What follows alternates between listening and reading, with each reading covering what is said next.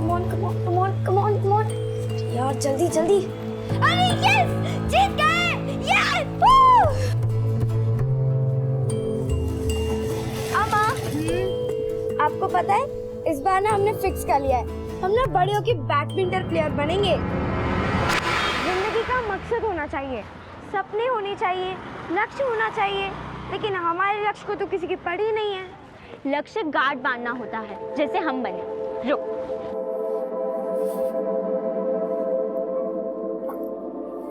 देख हमारा प्लान। 2016 में मैट्रिक, फिर 2018 में HSC, फिर कॉल सेंटर का जॉब और साथ साथ ग्रेजुएशन और सिविल सर्विस का एग्जाम, फिर 2022 में हम IPS ऑफिसर।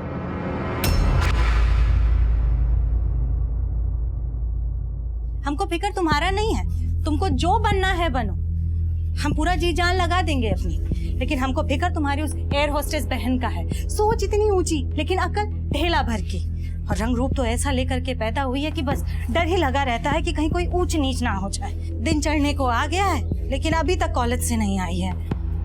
कंचन, तू ये सब छोड़ और जा करके जानकी को ले आ। ठीक है।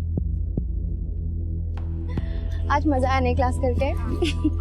कल सुबह एकदम टाइम पे आ जाना। हाँ चलो फिर, बाय बाय। हम भी कोई विक्की से कम नहीं है।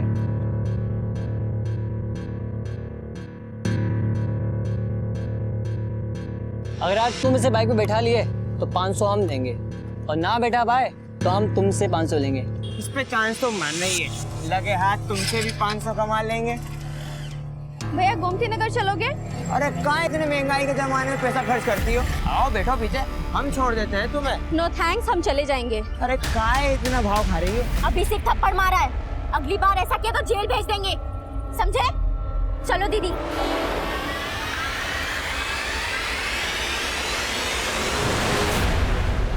क्या जरूरत था थप्पड़ मारने का?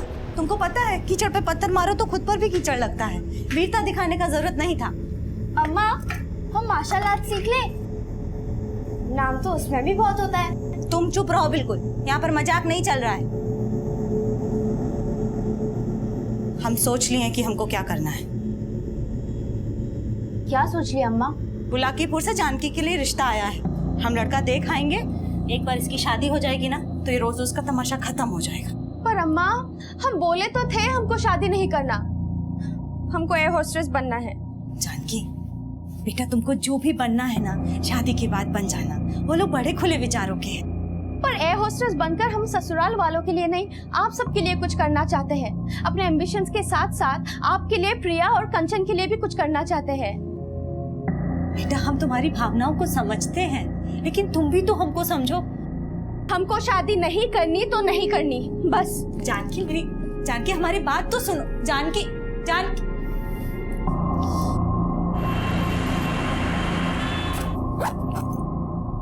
हम खाना बना दिए हैं, तुम लोग खा लेना। हाँ, और ध्यान रखना, हमको सुबह का आते आते 7-8 बज जाएगा।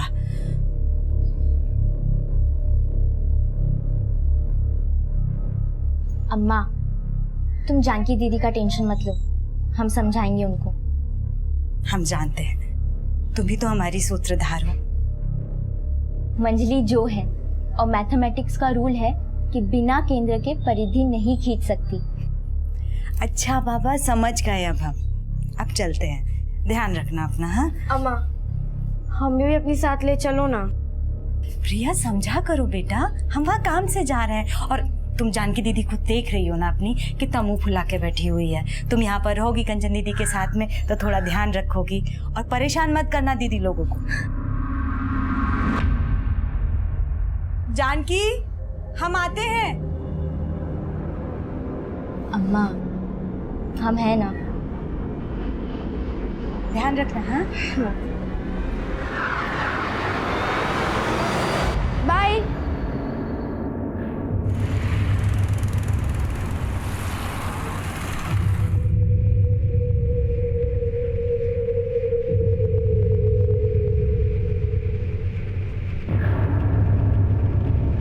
बुलाकीपुर से जानकी के लिए रिश्ता आया है, हम लड़का देख आएंगे। एक बार इसकी शादी हो जाएगी ना तो ये रोज उसका तमाशा खत्म हो जाएगा। जानकी बेटा, तुमको जो भी बनना है ना शादी के बाद बन जाना, वो लोग बड़े खुले विचारों के हैं।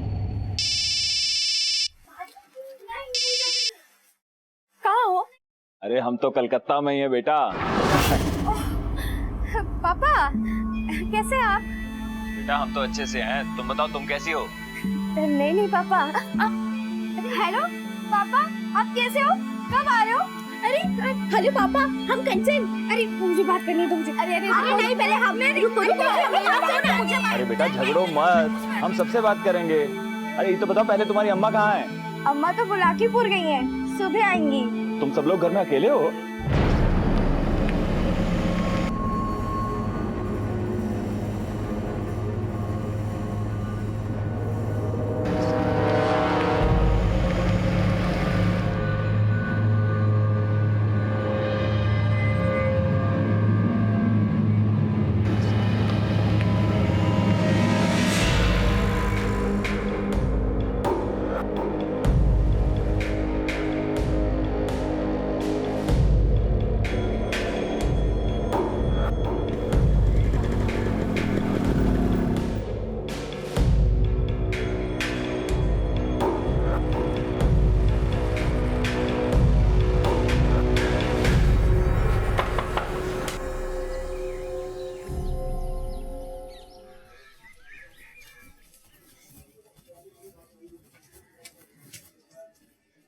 अरे सुबह सुबह घर में ताला, कहाँ चली गई ये तीनों? आरती बेटा, अरे तुमने जानकी, कंचन या प्रिया को कहीं देखा? नहीं आंटी, हम तो उनसे सुबह से नहीं मिले। आपके घर पे तो सुबह से ताला लगा हुआ है। आप जिस नंबर पर कॉल करने की कोशिश कर रहे हैं, आप जिस नंबर पर कॉल करने की कोशिश कर रहे हैं वो फिलहाल बंद है।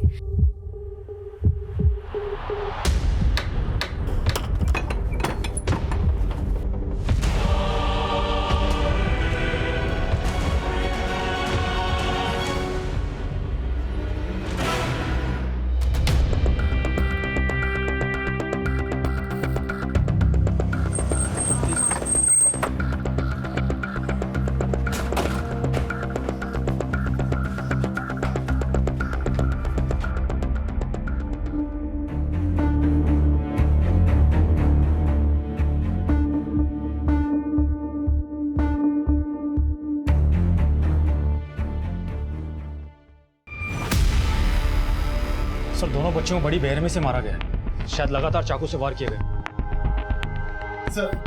सर ये घर संध्या यादव का है, जिसने पिछले साल वार्ड काउंसिल का चुनाव लड़ा था। संध्या ये घर में अपनी 3 बेटियों के साथ रहती है और उसका पति कोलकाता में जॉब करता है। कल रात को संध्या घर पे नहीं थी और तीनों बेटियां अकेली थी। लेकिन अब संध्या कहाँ है और उसकी तीसरी बेटी? सब बच्चियों की लाश देखने के बाद इनकी मां संध्या बेहोश हो गई थी। पड़ोसी उसे हॉस्पिटल लेकर गए हैं। संध्या जब सुबह घर पे आई तो घर पे ताला लगा हुआ था और उसकी तीसरी बेटी जानकी गायब थी, उसका फोन भी बंद था। सर जानकी तीनों बहनों में सबसे बड़ी है। पता करवाओ कि इन तीनों लड़कियों की मां संध्या कैसी, और पड़ोसियों से पूछताछ करो क्या किसी के पास संध्या के पति का नंबर है? सर संध्या के पति का नंबर मिल गया है और उससे पड़ोसियों ने ऑलरेडी फोन कर दिया है।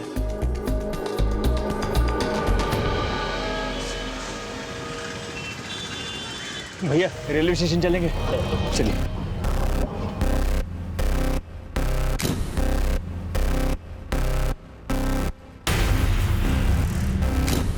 अब साहब बोलना तो नहीं चाहिए, लेकिन प्रिया और कंचन की बड़ी बहन थोड़ा भटक गई थी। मतलब? उसकी कई लड़कों से दोस्ती थी और तो और माँ की गैरहाजिरी में कई लड़कों का आना जाना लगा रहता था।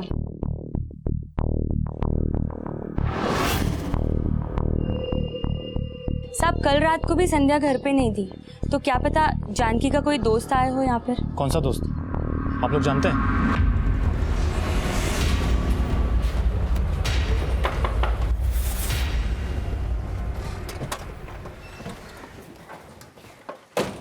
अगर जानकी की वाकई किसी लड़के के साथ दोस्ती थी तो ऐसा हो सकता है कि उसकी बहनों ने उसे यहाँ किसी लड़के के साथ देख लिया और कुछ ऐसा हुआ कि दोनों बहनों का मर्डर हो गया। साहब जानकी ऐसी नहीं थी जैसा वो लोग बोल रहे। उसको तो खुद लड़का लोग परेशान करता था। उसका किसी लड़के के साथ कोई दोस्ती नहीं था साहब। कौन लड़के छेड़ते थे? कोई एक नहीं था साहब। बेचारी का कॉलेज आना जाना मुश्किल हो रखा था। कल तो जानकी और कंचन का एक लड़के के साथ झगड़ा भी हुआ था। वो लड़का कौन था? ये तो वही लोग जानते थे साहब। आपने कहा कि कुछ लड़के जानकी को परेशान करते थे, फिर भी आप अपनी लड़कियों को अकेला छोड़कर कल रात बाहर चली गई। इन्हीं सब बातों की वजह से तो हम जानकी की शादी जल्द से जल्द कर देना चाहते थे, इसलिए हम मुलाकीपुर गए थे जानकी के लिए लड़का देखने। हम भी यही सोच रहे कि हम क्यों गए अपनी बच्चियों को अकेला छोड़ के। अच्छा, हमें पता चला है कि आपने पिछले साल वार्ड काउंसिल का इलेक्शन लड़ा था। आपका किसी के साथ कोई इशू था? हमारा मतलब है कि इन लड़कों के अलावा आपको किसी और पे शक है? साहब वो चुनाव हम हार गए थे। एक हारे हुए उम्मीदवार से किसी का क्या दुश्मनी होगा साहब। हमारी जानकी को ढूंढ दीजिए साहब। हमको बहुत डर लग रहा है साहब, पता नहीं हमारी बच्ची के साथ।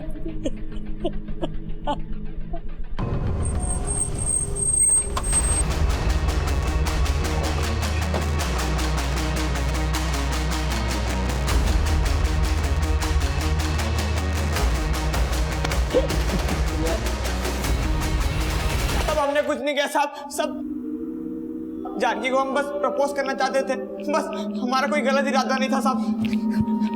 जानकी कहाँ है ये बोल। साहब हमें नहीं मालूम साहब। उसकी दोनों बहनों को मारा है ना तुम लोगों ने? वो विक्की ने कांड किया होगा साहब। ये विक्की कौन है? जानकी का बॉयफ्रेंड साहब।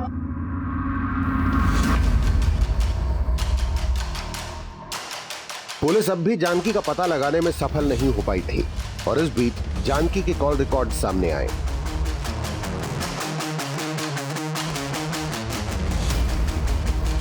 सर, ये रणवीर सिंह, सोनू यादव और ब्रिजेश ओझा, ये तीनों कॉलेज के बदमाश लड़के हैं और इन तीनों को जानकी घर के पास में अधिकतर देखा गया। लेकिन सर, जानकी की अधिकतर फोन पे बातें इस विक्की से होती थी। सर, ये विक्की जानकी का बॉयफ्रेंड है। बॉयफ्रेंड? लेकिन जानकी की माँ तो उसके लिए रिश्ता ढूंढ रही थी। हाँ सर, लेकिन सर हत्या वाली रात को विक्की ने जानकी को फोन किया था, रात को 11 बजे, और उस रात को उसका फोन भी उस एरिया के पास में ही एक्टिव था। लेकिन अब वो गायब है और उसकी फैमिली भी उसके बारे में कुछ नहीं जानती। ये विक्की, हमें इस पे शक है। क्या आप लोग जानते हैं इसे? नहीं साहब, हम इस लड़के को नहीं जानते, लेकिन इस लड़के को हमने 2-3 बार अपने घर के पास जरूर देखा था। लेकिन जानकी की इससे फोन पे बहुत बातें हुआ करती थी। साहब, जानकी को बहुत सारे लड़के फोन करके परेशान करते थे। देखिए, हमने कॉलेज से पता किया है, जानकी का इस लड़के के साथ अफेयर था और आप जानकी की शादी कहीं और करवाना चाहती थी। क्या जानकी इस रिश्ते से खुश थी? दरअसल साहब, जानकी एयर होस्टेस बनना चाहती थी। उसका किसी लड़के के साथ कोई चक्कर नहीं था। साहब, ये अफेयर का बातें करके आप हमारी बेटी को बदनाम मत कीजिए। देखिए मिस्टर अजीत, जो हमें पता चला है हम बस उसे कंफर्म कर रहे हैं। वैसे जिस रात ये सब हुआ, उस रात आपके नंबर से भी जानकी को कॉल गया था। जी हाँ, हमारा बात हुआ था। कंचन, प्रिया, जानकी सबसे बात हुआ था, लेकिन हमें बिल्कुल भी एहसास नहीं था कि उस रात को उनके साथ इतना बुरा हो जाएगा।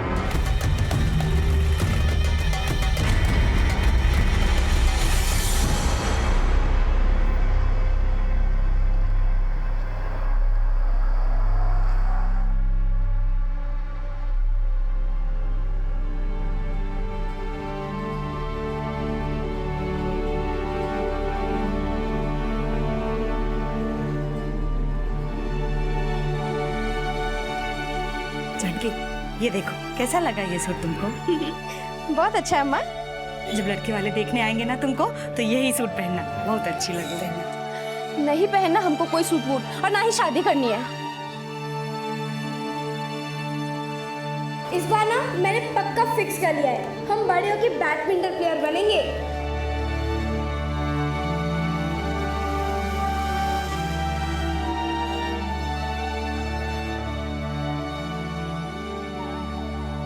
जानकी के गायब होने का रहस्य अब विक्की के गायब होने से भी जोड़कर देखा जा रहा था और मोहल्ले के उन लड़कों से भी सख्ती से पूछताछ की जा रही थी जिनका कंचन से झगड़ा हुआ था, लेकिन उनसे भी जानकी का कोई क्लू नहीं मिला। लेकिन जल्द ही विक्की की एक इंफॉर्मेशन मिली।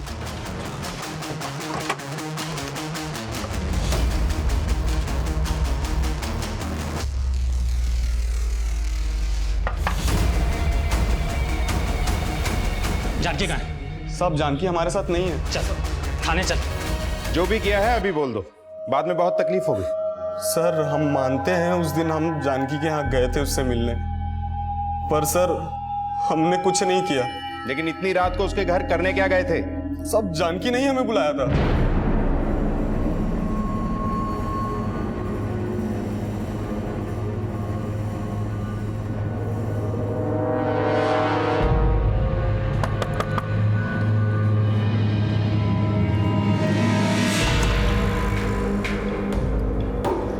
चलो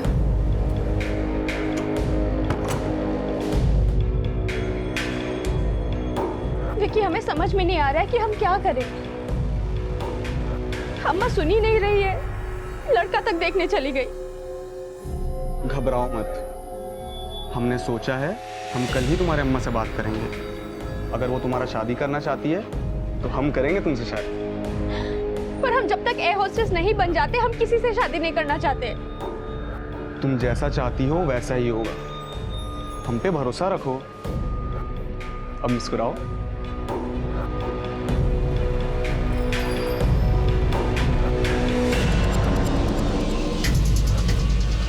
दीदी, दीदी तुमको शर्म आनी चाहिए। तुमने अम्मा का भरोसा तोड़ा है। कंचन, मैं जानकी से प्यार करता हूँ। तुम दीदी को फुसला सकते हो, लेकिन हम तुम्हारी बातों में नहीं आने वाले। कंचन, अब विकी तुम प्लीज जाओ यहाँ से।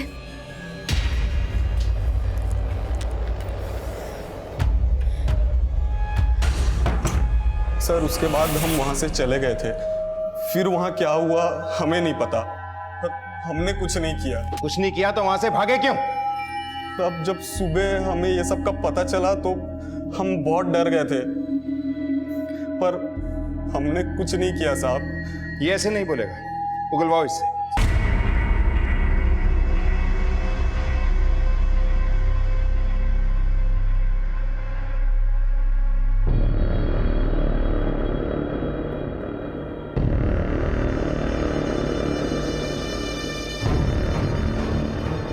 सर हमने विक्की को बहुत तोड़ा, लेकिन वहीं का वहीं है। और सर उसके कॉल रिकॉर्ड्स में भी ऐसा कुछ नहीं मिला है जिससे ये मालूम चले कि उसने ही जानकी को कहीं छुपा के रखा होगा। चल बे, लेके आ लड़की को।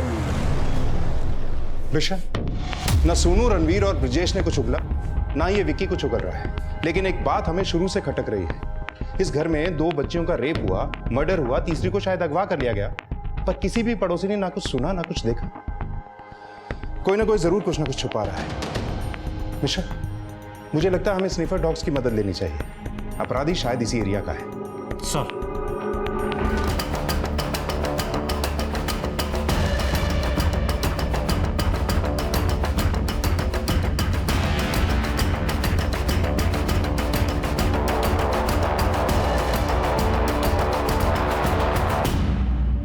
सर इस साड़ी पर तो जरूर प्रिया और कंचन का ही ब्लड है जिसे जलाने की कोशिश की गई है। अगर इस साड़ी पे ब्लड प्रिया और कंचन का है तो इसका मतलब है कि इस मर्डर में कोई लेडी इन्वॉल्व है।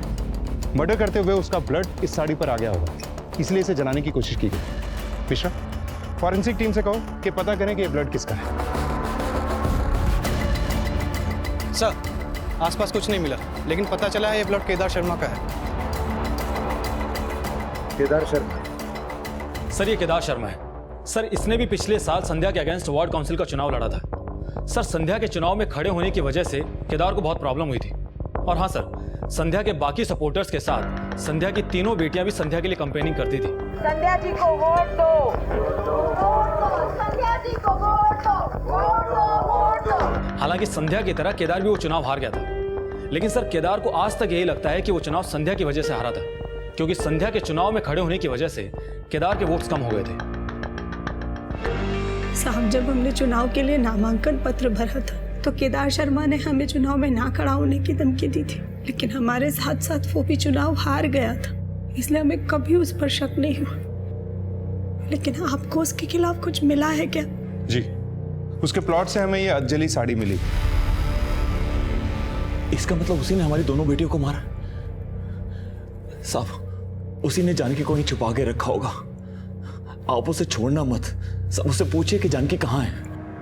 देखिए साहब, जानकी कहाँ है हमें नहीं पता, हमने कुछ नहीं किया है। अगर कुछ नहीं किया तो उन बच्चियों के खून से लथपथ साड़ी आपके प्लॉट में कैसे जलाएगी? अपनी पत्नी को भेजा था उनको मारने के लिए। कैसी बात कर रहे हो साहब? हमारा प्लॉट तो खुला है, कोई चार दीवारी भी नहीं है। जरूर कोई फंसाने की कोशिश कर रहा है हमको। इससे हमारा कोई लेना देना नहीं है। साहब हमको कुछ समझ में नहीं आ रहा। हम बस हमारी जानकी को ढूंढते थे। हम हमारी जानकी को ढूंढते थे। सर, प्रिया और कंचन की पोस्टमार्टम रिपोर्ट। सर, रिपोर्ट के मुताबिक प्रिया और कंचन की हत्या ही नहीं हुई, उन दोनों के साथ भी हुआ था। इतनी छोटी बच्चियों के साथ? क्राइम सीन पे इन बच्चियों के अलावा किसी और का ब्लड मिला? नहीं सर। और सर, जानकी के बारे में भी अब तक कुछ पता नहीं चला है। और सर, ब्रिजेश, सोनू, विक्की, रणवीर ये भी अपने बयान पर अब तक कायम है। सर, अब तक जो कुछ भी सामने आया है उससे ये तो साफ है कि जानकी अपनी मर्जी से गायब नहीं हुई है, उसे पर्पसली गायब किया गया है। दो लड़कियों का रेप करने के बाद मर्डर किया गया है, तीसरी को शायद किडनैप किया गया है। मुझे नहीं लगता ये काम अकेले विक्की का है। हो सकता है विक्की ने इस काम में किसी की मदद ली, या फिर वो तीनों लड़के इसमें इन्वॉल्व हो। ये काम केदार के इशारे पे भी हो सकता है। सबका डीएनए टेस्ट करवाओ और ये भी पता लगाओ कि केदार ने ये काम किससे करवाया है। और हाँ, संध्या के इलेक्शन में कुछ मेल सपोर्टर्स ने उसकी हेल्प की थी। हो सकता है इनमें से किसी की बुरी नजर संध्या की बेटियों पर हो। सबको इन्वेस्टिगेट करो, एक को भी नहीं छोड़ो। सर। साहब, संध्या की बेटियों को तो अपनी बेटियों की तरह समझता था मैं। और संध्या जी को? कैसी बातें कर रहे हैं साहब? संध्या जी तो हमारी नेता थी। हम तो चाहते थे कि संध्या जी चुनाव जीते और हमारे क्षेत्र का विकास हो। इसके अलावा कोई सरोकार नहीं था हमारा। लेकिन हम तो कुछ और ही सुने। सर, शायद आपको कोई गलतफहमी हुई है। सच बोलेगा यही मारना शुरू करूं? बहुत। हम आपको सब सच बताते हैं साहब। हम मानते हैं हमसे गलती हो गई, जो हमने संध्या जी पे गलत नजर डाली, लेकिन हमने कभी किसी का कत्ल नहीं किया था।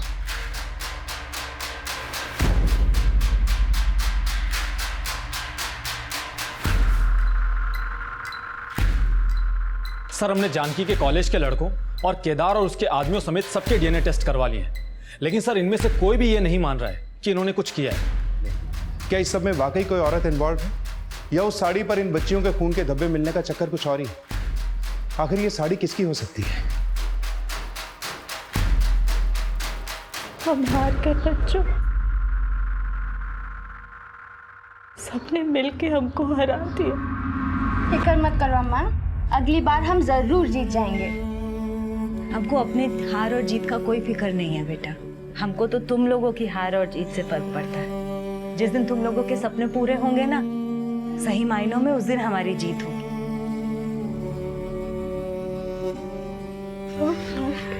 अब तुम्हारे पछताने से हमारी बेटियां वापस नहीं आ जाएंगी।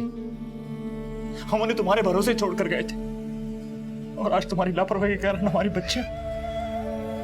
लापरवाही? हमारी लापरवाही? हाँ। दोष सिर्फ हमारा नहीं, आपका भी है। बच्चियों को पैदा करके छोड़ गए थे आप इस नरक में। 2000 रुपए भेजते थे, सोच रहे थे कि बाप होने का फर्ज निभा रहे। कभी जानने की कोशिश की?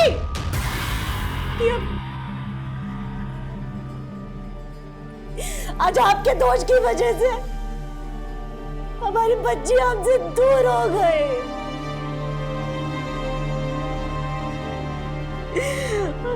हमारी दुनिया लुट गई।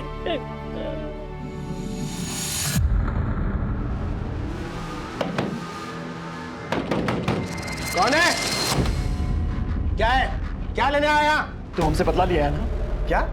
कंचन और प्रिया को तो तुमने नहीं छोड़ा। हा? अब बता, जानकी कहाँ है? पगला गया क्या? हाँ, चल निकल यहाँ से। साले, तुम्हारा इतना हिम्मत? हाँ, तुम हमको साला बोलेगा? अरे क्या कर रहे हो? लेके जा इसको, वरना साला इसके साथ साथ तुमको भी ना इस मोहल्ले से बाहर भिगवा देंगे, समझी? हेलो,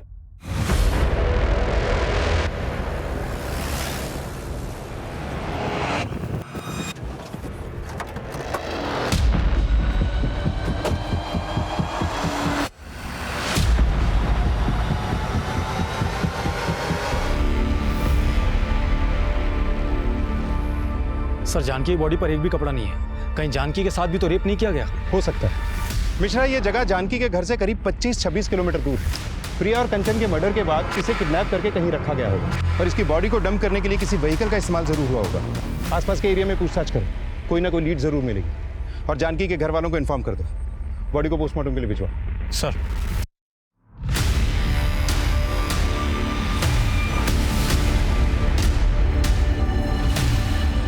जानकी,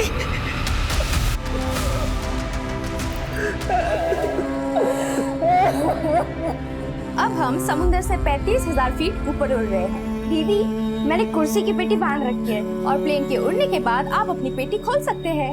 मैंने पेटी खोल दी।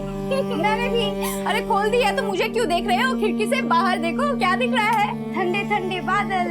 दिल कर रहा है खिड़की तोड़ के बादल के साथ उड़ूं। अरे अरे ऐसा मत करो, नहीं तो प्लेन क्रैश हो जाएगा। चलो, प्लेन क्रैश हो गया।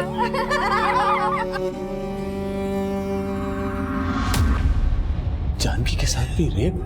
जी, हमें शक है कि शायद जानकी के साथ भी रेप किया गया है। एक के बाद एक हमारे तीनों बेटियां खत्म हो गई और उनके साथ इतना गलत हुआ। आपसे हाथ जोड़कर विनती है कि उसके दोषियों को जल्द से जल्द अंदर कीजिए।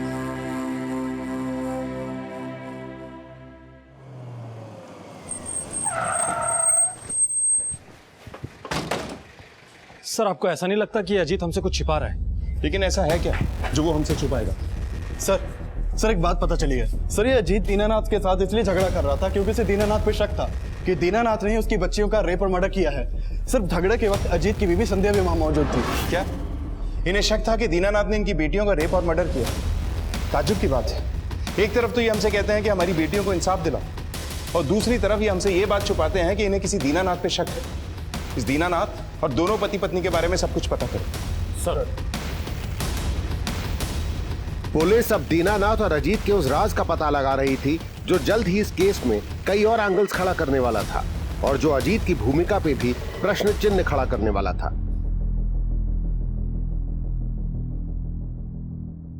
थोड़ा दिन में बच्चियों का शव मिल जाएगा। उनका अंतिम संस्कार करके हम कलकत्ता वापस लौट जाएंगे। कुछ ही दिन में वहां पर व्यवस्था करके हम तुम्हें भी ले जाएंगे। हमारे बच्चियों के जीते जी तो आप उनको लेके नहीं गए। अगर वो भी कोलकाता में होती तो। जो हो गया उसे बदला नहीं जा सकता है। हम अब भी कुछ बदल नहीं पाएंगे। हम रह लेंगे अकेले। औपचारिकता का जरूरत नहीं है।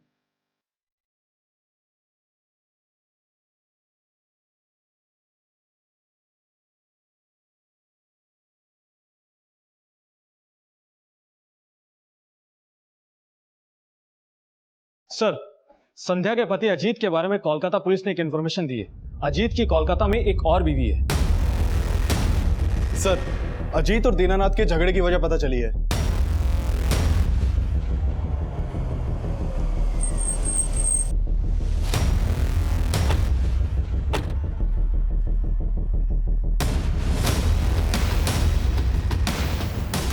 साहब, जिस इंसान का खुद का कोई चरित्र नहीं होता वो किसी शरीफ इंसान के चरित्र पे उंगली कैसे उठा सकता है? अरे उस इंसान ने 10 साल पहले हमारी बहन के आबरू के ऊपर हाथ डाला था।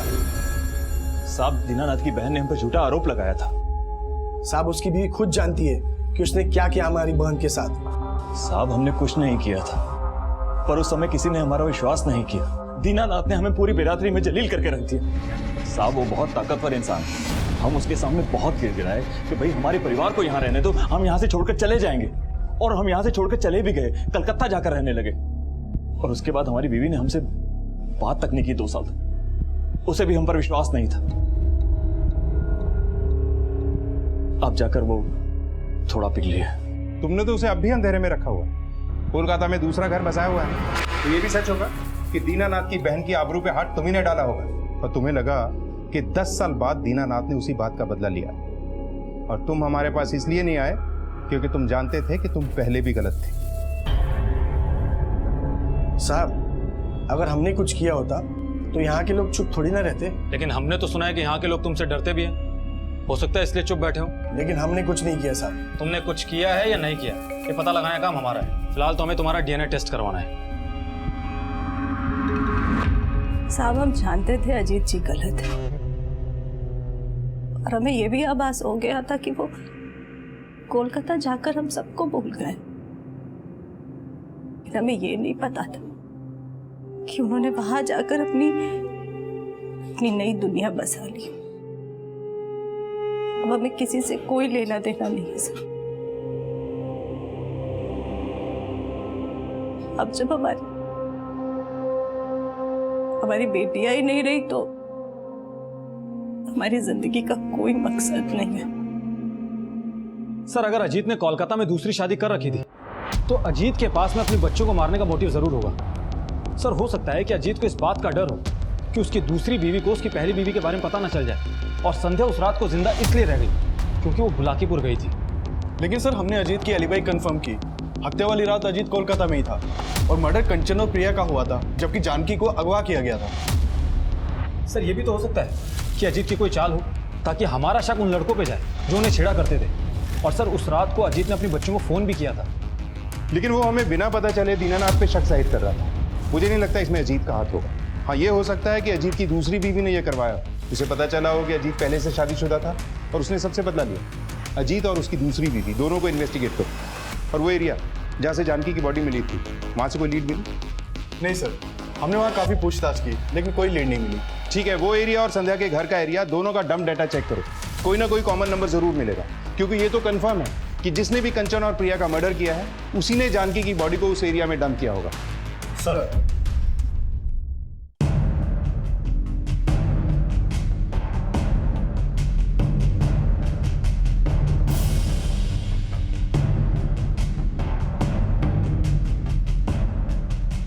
संध्या की तीनों बेटियों समेत क्या वाकई कोशिश संध्या को मारने की भी हुई थी या हत्यारे का मकसद सिर्फ उसकी बेटियों को छीन लेना था? इस केस में लगातार कई थ्योरीज सामने आ रही थी और इस बीच जानकी की पोस्टमार्टम रिपोर्ट सामने आई। सर जानकी की पोस्टमार्टम रिपोर्ट। सर जानकी का मर्डर कंचन और प्रिया के मर्डर के 4 दिन बाद हुआ था और जानकी के साथ मर्डर से पहले रेप भी किया गया था। सर ये अजीत की दूसरी बीवी कामिनी है। सर हत्या वाली रात को ये कोलकाता में ही थी। मैंने इसके कॉल रिकॉर्ड्स मंगवाए हैं, शायद कुछ लीड मिले। और अजीत के बारे में कुछ पता चला? नहीं सर, और हम लोग डंप डेटा भी स्टडी कर रहे हैं और अब तक जितने भी डीएनए टेस्ट करवाए हैं उनकी रिपोर्ट्स भी 5 से 6 दिन के बाद आनी शुरू हो जाएगी। लेकिन डीएनए रिपोर्ट आने तक का अभी हम इंतजार नहीं कर सकते। अब तक जितने भी सस्पेक्ट हमारे सामने आए हैं सबको रिविजिट करो। दोनों क्राइम सीन्स का डंप डेटा चेक करो। हो सकता है कोई ऐसा क्लू मिले जो हमें असली अपराधी तक ले जाए। पुलिस अब हर सस्पेक्ट को नए सिरे से इन्वेस्टिगेट कर रही थी और हर बारीक से बारीक चीज को फिर से टटोला जा रहा था। और इस बार ऐसी बात सामने आई जिसने फिर से पुलिस की थ्योरी बदल दी। सर हत्या वाली रात को ये रामकुमार बुलाकीपुर में था जहां संध्या गई थी। ये रामकुमार संध्या का सपोर्टर है ना जो उसके लिए कैंपेनिंग कर रहा था? हाँ सर। तो फिर ये वहां संध्या के साथ क्या कर रहा था? संध्या जी बुलाकीपुर में जो लड़का देखने गई थी जानकी के लिए, उस लड़के के बारे में हमने ही बताया था। लेकिन आप संध्या जी के साथ लड़के वालों के नहीं गए? मैं गया था साहब, बस थोड़ी देरी से पहुंचा था। बाद में मिला था मैं संध्या जी को। संध्या जी लड़के वालों के यहाँ से 7 बजे निकली थी और बुलाकीपुर में अपनी सहेली के घर 11 बजे पहुंची। और ये 7 से 11 बजे तक आप दोनों साथ में थे, ये हमने पता कर लिया। और जिस तरह से आप लोग मिल रहे थे उससे हमें यह भी पता लग गया है कि आपका अफेयर चल रहा था संध्या जी के साथ। ये तो सीसीटीवी दिखा दे कि आप और संध्या जी कहाँ गए थे बुलाकीपुर में। साहब माना कि हमारा पति हमेशा से बेवफा था, लेकिन हमने उसके साथ बेवफाई करने की कभी सोची भी नहीं। बस राजकुमार जी से विचार मिल गए तो हमें लगा कि हमें कोई संभालने वाला मिल गया। और आपकी बेटियों को आपके इस अफेयर के बारे में पता लग गया था, इसलिए आपने अपनी बेटियों को। साहब बेटियां थी वो हमारी, जान से ज्यादा चाहते थे हम उनको, और आप हम पर इतना घटिया आरोप लगा रहे। हमारा विश्वास कीजिए साहब, हमारा और संध्या जी के संबंध का उनकी लड़कियों की हत्याओं से कोई लेना देना नहीं है। सर रामकुमार से मुलाकात कैसे हुई आपकी? हमने चुनाव लड़ा था, उसमें उन्होंने हमारा बहुत सहयोग किया था, तो बस वहीं पर मुलाकात हुई थी। सर संध्या की बेटियों का मर्डर ही नहीं, उनके साथ में रेप भी हुआ है। आपको क्या लगता है क्या संध्या किसी भी वजह से अपनी बच्चों के साथ में ऐसा करवा सकती है? हो सकता है इसमें रामकुमार का कोई मकसद हो। लेकिन सर रामकुमार के खिलाफ तो कुछ नहीं मिला अभी तक। ईशा, ये रामकुमार भी शादीशुदा है ना? हाँ सर। हाँ साहब, ये साड़ी तो हमारी बीवी ममता की है।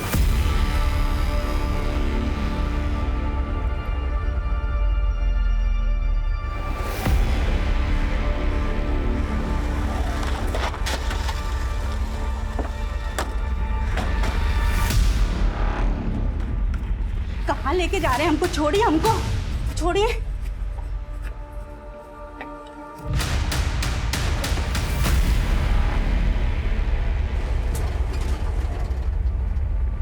जरूर हमारा पति उस औरत के चक्कर में हमें फंसाना चाहता है। हमने कुछ नहीं किया साहब।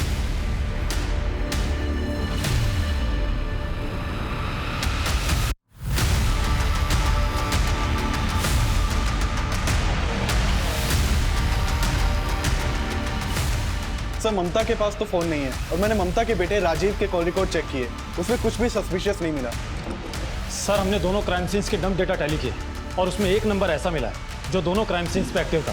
सर वो नंबर हिस्ट्री शीटर झूलन का है। सर फिलहाल इसका नंबर बंद आ रहा है। झूलन मतलब ये कांड जिस किसी ने भी करवाया है, ये झूलन हमें उसके बारे में बता सकता है। पता करो ये कहाँ, उठवाओ इसे। सर हेलो,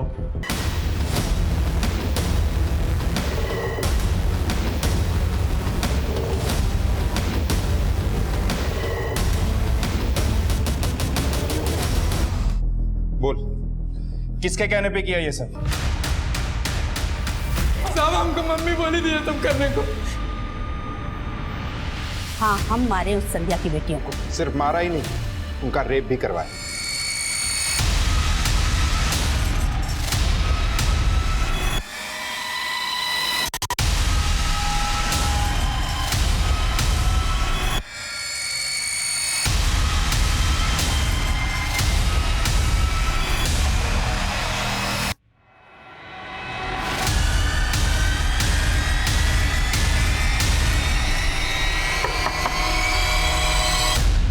फिर आ गया वो।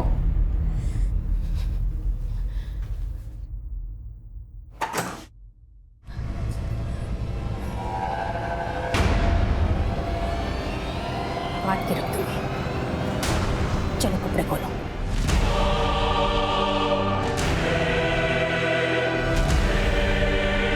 साहब मैं फिर उस लड़की को अपने साथ ले गया था और अपने अड्डे पे बांध कर रखा।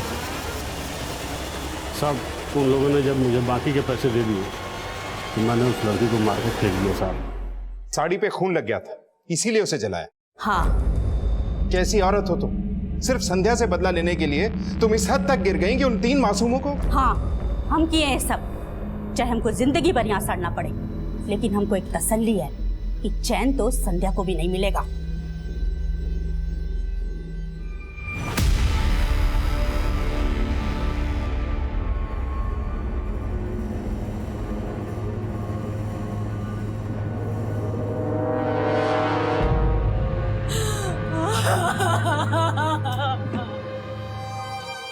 अपनी जिंदगी का खालीपन भरने के लिए हम कभी कभी ऐसी मृत तृष्णाओं का शिकार हो जाते हैं जिनमें फंसकर हमें सिर्फ मौजूदा वक्त ही दिखता है, लेकिन दूरगामी परिणाम पर नजर नहीं जाती। माना हम जिंदगी में ठोकर खाकर ही सीखते हैं, लेकिन उन रास्तों से हमेशा बचकर चलना चाहिए जहां ठोकर खाने के बाद संभलने का भी मौका नहीं मिलता।